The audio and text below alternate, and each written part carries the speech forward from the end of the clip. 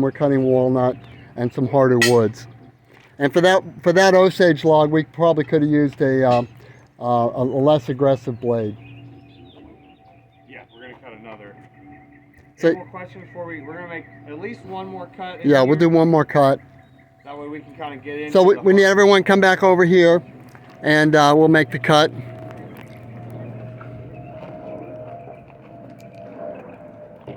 And with this cutoff piece being so big, I could probably set it back on the mill and take the 1-inch board off the bottom. And so I sort of cut it to get around this crack here. But yeah, I could probably set that back on and get a nice little 1-inch beautiful walnut board out of the bottom of it.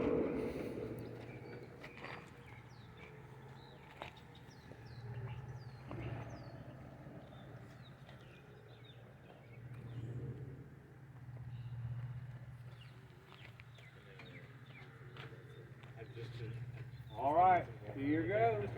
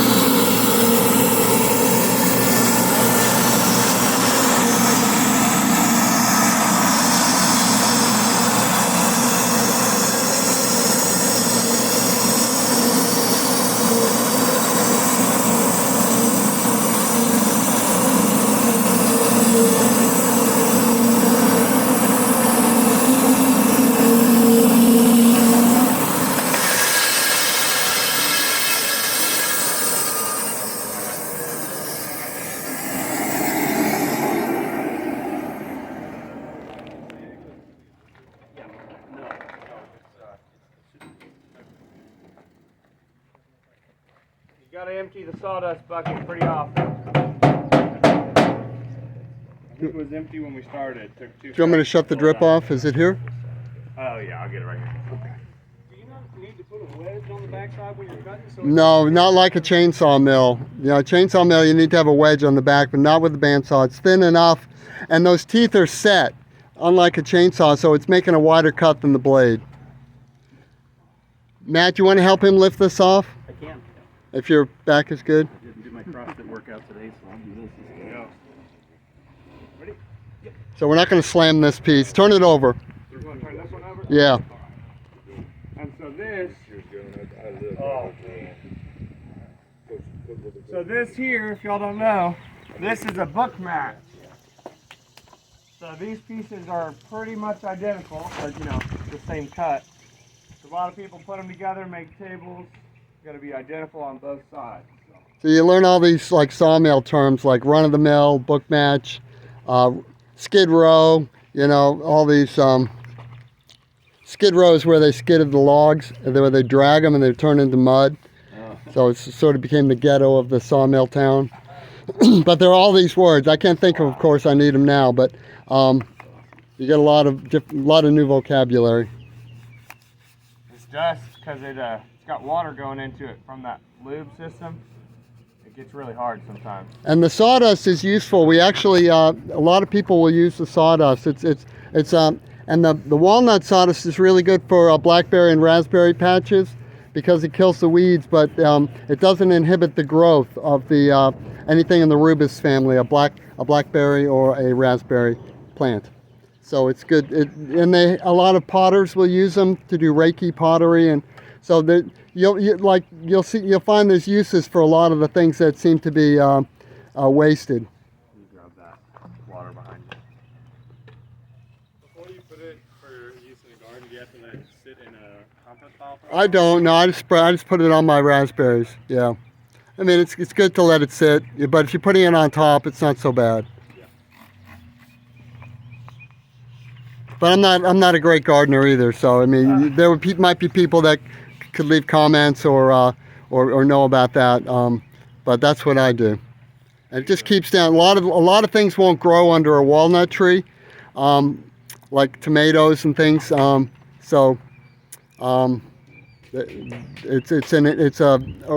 inhibits certain plant species. And so there's a knot here, and so like. If you were if this was a sawmill and we were cutting thousands of board feet and sending them, shipping them to Europe to customers all over the world, they wouldn't want that. But you'll see that's the most beautiful feature of the wood. And so what can be seen as a flaw can actually be a feature. So a lot of times, like when we get to the center of this log, you see all this swirling going on here? Mm-hmm. That's really beautiful, but when we get down to the center, it's going to get uglier and uglier. But a lot of people like to make what's called a river table, where they fill that with some sort of embellishment, like clear epoxy or turquoise or something pretty.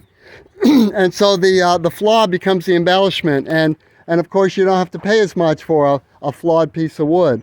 Whereas if it's veneer quality walnut, it's going to be rare, and the market is going to dictate a higher price. So I encourage y'all not to look at any sort of this stuff as defect. Look at it as character or possibility, because you never know. Somebody might love it, somebody might hate it, but most of the time there's a possibility for something really special in those little defects that you'll see. What kind of wood is this? American black walnut. Black walnut.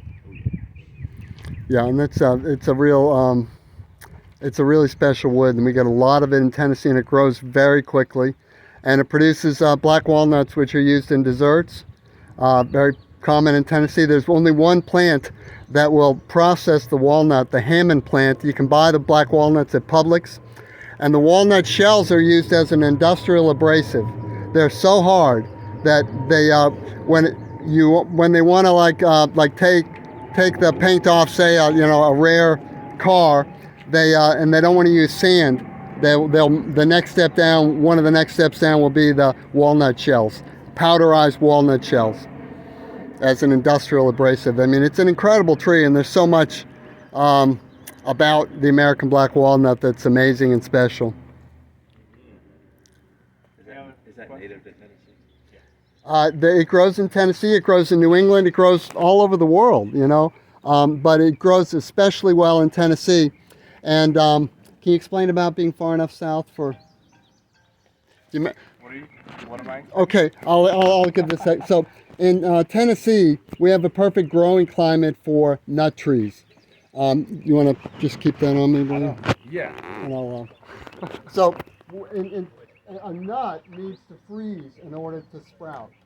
So the nut is the seed, but it will not sprout unless it freezes. And so we're cold enough in Tennessee where the things will stratify, where the nuts will freeze underground, when the squirrels bury them.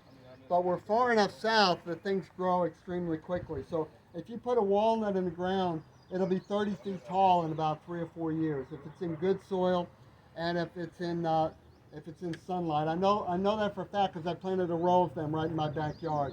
I had to take them down. They just went ginormous on me in like 2 or 3 years. And so we are very blessed in Nashville to have hickory nuts, oak trees, which are nut trees, walnuts, and just so many other kinds of trees. So good question. Yeah. Thanks for asking. Earlier you said that the initial cuts you want to start parallel with the outside of the tree, but obviously trees are wider at the bottom and get slicker. Yeah. What do you do with the wedge? Yeah, good question. We have to do something with that wedge, Walker. You're right. And we make stuff out of it. So we usually cut it in half and get it flat. Or you can make a wedge-shaped table, you know, if you really want to do something far out. But you're left with a wedge, and that wedge has the pith in it, hopefully. And that's the very center, and that usually has a hole that runs through it. So if you look at that board right in there when you go in for refreshments, pull that board out here, William. And that board is how not to cut it. So turn the right there. You see the pith running through that? That's the very center, and you can try to sand. I used to try to sand it out. It doesn't work. It's a hole. You know, it's a hole really. And so yeah, you want to. You don't want to cut parallel to the pith. You want to cut parallel to the outside of the log, because the outside of that cross section is a conic section, and it's a it narrows at the top and widens at the bottom, and so a lot of geometry there. Pardon? Yeah, if you like doing bow ties, then yeah. But some people love doing bow ties. Like my son was making a table and he wanted to do bow ties. I said, well, you don't really need one there. He goes, oh, I want one. So I said, yeah, we'll go for it. And put 2 bow ties, and they're beautiful. And he's getting very good at it too. Any other questions? We'll get you out of the sun. Thanks for watching, and lots of refreshments, and we're going to hang around and chat here in a little bit. So thanks for coming and watching. Thanks for that. Appreciate it.